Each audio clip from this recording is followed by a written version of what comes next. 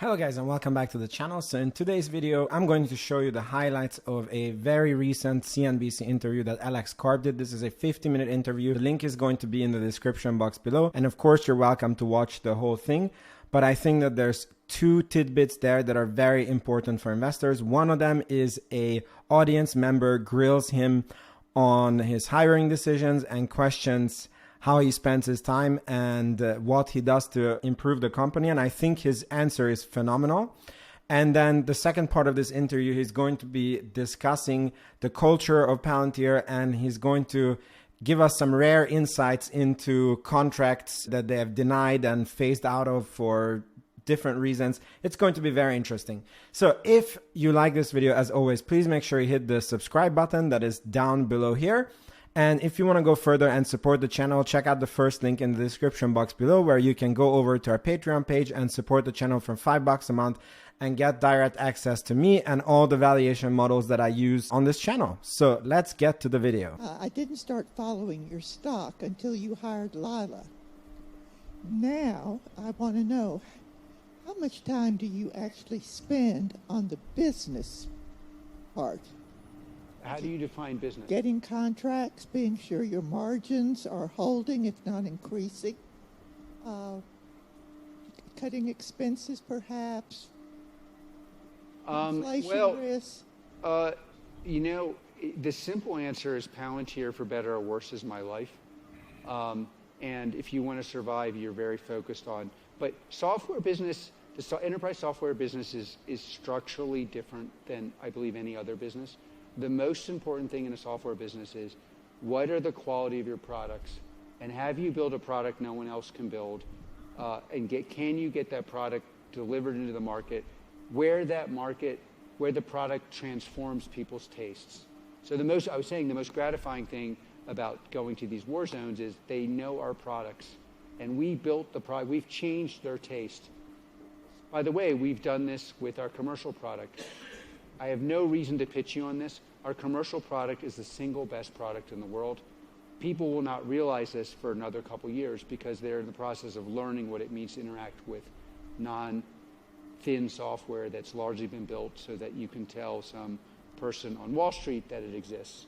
And the products we build, people are beginning to understand, but they are actually years ahead of. And that, if you want to, just leaving me aside, you want to make money in software, you have to understand how good is this product and how good are they at sustaining a culture that can maintain at this product and build new products, and can they get people to actually pay for it. To the margins and other questions, margins flow in software. Margins in software are quite hard. I mean, there are different kinds of margins. There's operative margins, there's margins that throw off free cash flow, there's contribution margins. But you could reduce it all to, is this product sticky? And is it being reused for similar use cases in a way that's efficient for the customer so that customer and client win? And in my business, why does a customer, we have some of the largest purchases in the world, why do they pay so much? Because it would take them $1 billion to build it, and they pay $10 million. So that's what you want to look for in a software company. What you do not want to look for in a software company, at least you're going to hold this for a long time, is this software person in charge would be very popular with Wall Street hedge funders. Because in fact, what that person is doing is selling sales to Wall Street people. And these companies disappear. They all go away. Literally, they will be gone.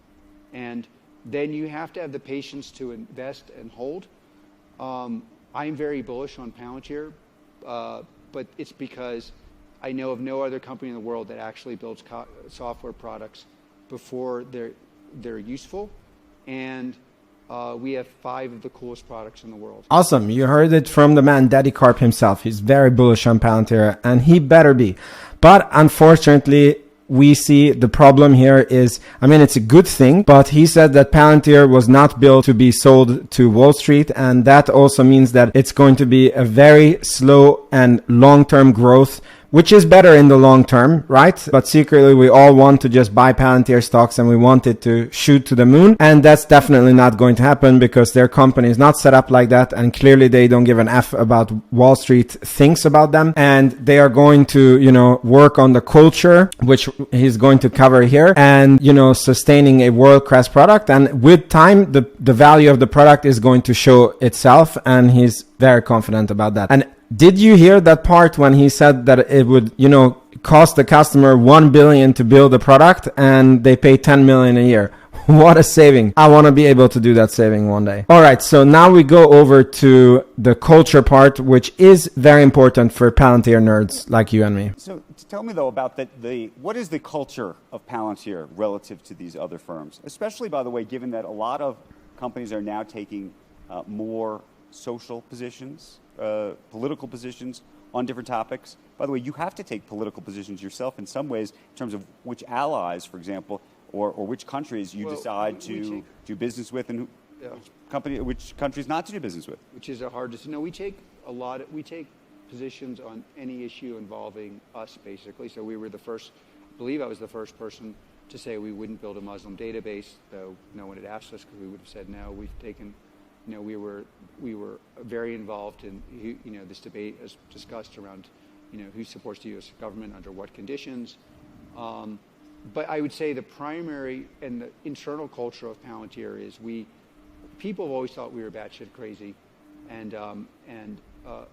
but we are known for having the best talent, primarily technical, in the world, and we get that talent because we have an environment where everyone gets to say no, and there's a lot of kind of what you would call critical discussion around issues, and that critical discussion means there's just a lot of things we end up saying no to that one would not imagine. For example, governments who would give us large contracts who are on the allied side. So we've never worked in China or Russia.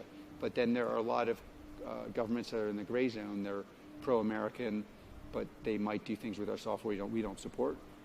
Then we've had internal discussions around, so that's... So where is the line? I'm actually very curious. Take us inside the room, if you could, to a conversation around, which country you want to help, which country you don't, that would live in that sort of gray area. So some of it's easy because if you're not an ally, if you're an adversary of America, we're not. But that, by the way, was not easy because we had investors who were like, well, why aren't you working in Russia? It was a real discussion. And, their version of it is, well, software multiples are, whatever, they're very large, and you turn away $50 million, you're stealing $500 million from me. And so it's like... Wow, can you imagine that discussion with an investor that, no, we're not going this way, even though it shaves $500 million off our market cap? I really like people who have morals, and that's just brave. You've had that conversation. Many, many, many times, and many people who passed on investing in Palantir because of that. And they should have passed because we weren't playing around.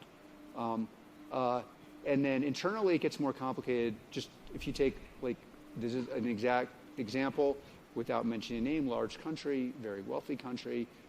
There are certain things I would gladly support them in their efforts to do, like defend their country against attacks. But we were worried our software would be used to target religious minorities, and those religious minorities might be tortured. So we didn't sell the product. We've had examples in this country where we've faded contracts out, not because I thought they were doing something bad, but because it wasn't exactly the way we would do it. We've had commercial contracts that we haven't taken on or where we've left. Very simple things. I mean, profiling is, not something that one does in America, but there are many countries where that's perfectly acceptable. The credit score based on profile is not a controversial thing. We walked away from contracts on that. So you won't. So even if it's a country where it's legal in their country, it's not only legal, and that's the easy example. It's also ethical in that country. You would not have a debate. And for example, the contracts we've walked away from, it wasn't just it's legal in that country as a standard. It was legal and ethical in that country, and it was not something we wanted to support. And by the way, to the extent I wanted to do it, which mostly I didn't, my Palantirians, you'd have to stand in front of that vicious crowd and explain why. And it's like, try that. It's very hard. I mean, I have defended certain things and put them and